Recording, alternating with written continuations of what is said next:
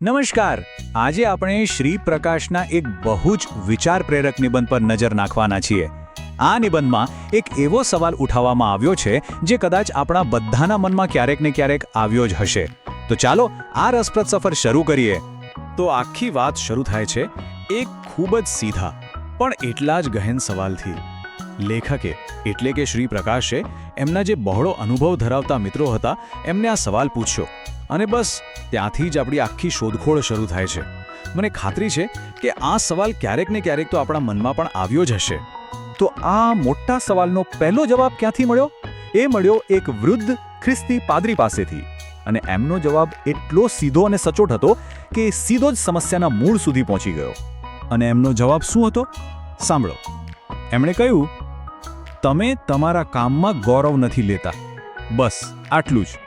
એક જ વાક્યમાં એમણે એક બહુ મોટી નબળાઈ તરફ આંગળી છીંધી દીધી. આ વાત ખાલી કામ કરવાની નથી, પણ કામને આપણે કઈ નજરથી જોઈએ છે એની છે. ખરેખર બહુ ઊંડું અવલોકન છે આ. પણ સવાલ એ છે કે આ ગૌરવનો અભાવ એ રોજિંદા જીવનમાં દેખાય છે કઈ રીતે? જુઓ, પહેલાં તો આપણે નોકરી મેળવવા માટે દિવસ રાત એક કરી દઈએ છીએ, પણ જેવી નોકરી મળે એ જ કામ આપણને બોજ લાગવા માંડે છે. બીજું, આપણામાં કામ પ્રત્યે જે એક પરંપરાગત આદર હતો, જે કારીગરીનું સન્માન હતું, એ જાણે આપણે ભૂલી જ ગયા છીએ.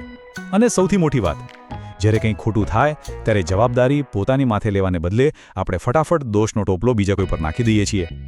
ચાલો હવે બીજા જવાબ તરફ જઈએ. આ જવાબ આવ્યો એક રિટાયર્ડ સરકારી અધિકારી પાસેથી. અને આ જવાબ આપણી સામાજિક આદતો અને એકબીજા પરના વિશ્વાસની જે કમી છે એના પર ફોકસ કરે છે. એમણે બહુ સ્પષ્ટ કહ્યું કે આપણે જવાબદારી શું છે એ જ નથી સમજતા.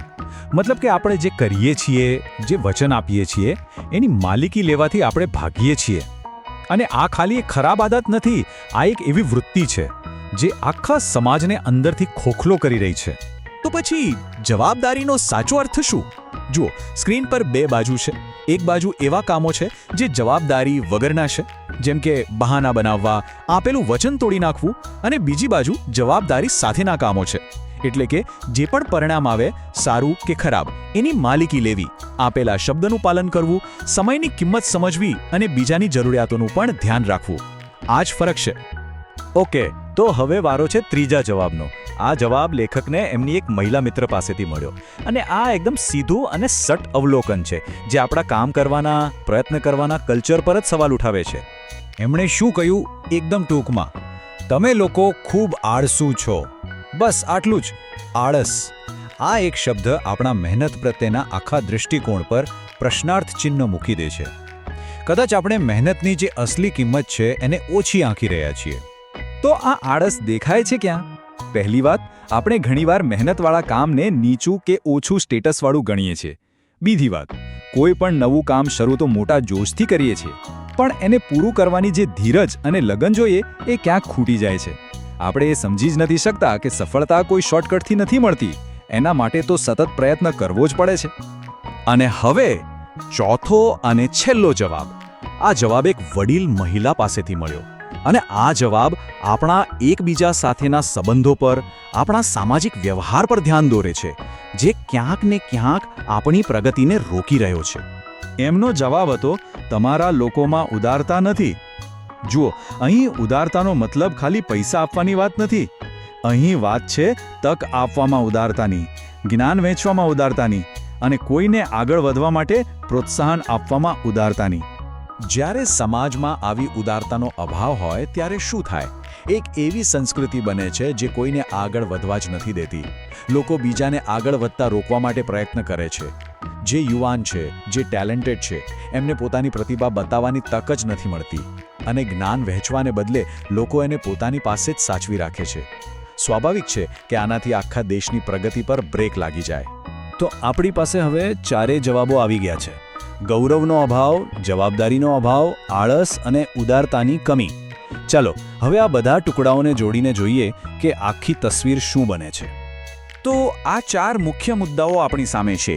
પોતાના કામમાં ગૌરવ ન લેવું, પોતાની જવાબદારી ન સમજવી, મહેનતથી ભાગવું એટલે કે આળસ, અને બીજાને આગળ વધતા ન જોઈ શકવું એટલે કે ઉદારતાનો અભાવ. આ ચારેય વાતો અલગ અલગ નથી, પણ એકબીજા સાથે ઊંડાણથી જોડાયેલી છે. અને આ ચારેય જવાબો આપણને એક જ નિષ્કર્ષ પર લઈ જાય છે કે આપણે એક સારા નાગરિક તરીકેની જે આપણી મૂળભૂત ફરજો છે એ કદાચ ભૂલી ગયા છીએ. સમસ્યા કોઈ મોટી સરકારી નીતિમાં કે સિસ્ટમમાં નથી, પણ આપણી પોતાની રોજબરોજની નાની નાની આદતો અને વર્તનમાં છુપાયેલી છે. આના પરથી દેશભક્તિના પણ બે પ્રકાર સામે આવે છે, જે સમજવા બહુ જરૂરી છે. એક દેશભક્તિ છે જે ફક્ત શબ્દોમાં છે, મોટા મોટા ભાષણો આપવા, સૂત્રોચ્ચાર કરવા, અને બીજી જે અસલી દેશભક્તિ છે એ છે કાર્યોમાં. એક ખેડૂત જ્યારે ખંતથી ખેતી કરે, એક દરજી જ્યારે ધ્યાનથી કપડાં સીવે, કે એક શિક્ષક જ્યારે નિષ્ઠાથી ભણાવે, એ જ સાચી દેશભક્તિ છે. અસલી દેશપ્રેમ આપણા કામમાં દેખાવો જોઈએ, ખાલી વાતોમાં નહીં. અને એટલે જ આ નિબંધનો અંત એક બહુ જ સરળ પણ શક્તિશાળી વાક્ય સાથે થાય છે કે કોઈ પણ રાષ્ટ્રને સારા નાગરિકો સિવાય બીજું કંઈ જ નથી જોઈતું. દેશને આગળ લઈ જવા માટે કદાચ મોટી મોટી યોજનાઓ કરતાં પણ વધારે જરૂર પ્રામાણિક, મહેનતુ અને જવાબદાર નાગરિકોની છે. જો દરેક જણ ફક્ત પોતાનું કામ જ નિષ્ઠાથી કરે તો દેશની પ્રગતિને કોઈ રોકી શકે નહીં. તો આ સમગ્ર ચર્ચાના અંતે એક સવાલ આપણી સામે ઊભો રહે છે. નિબંધ કહે છે કે રાષ્ટ્રને સારા નાગરિકોની જરૂર છે, પણ આજના સમયમાં આપણા દરેક માટે એક સારો નાગરિક હોવાનો ખરો અર્થ શું થાય? આ એવો પ્રશ્ન છે જેનો જવાબ આપણે સૌએ પોતાની અંદર શોધવાનો છે.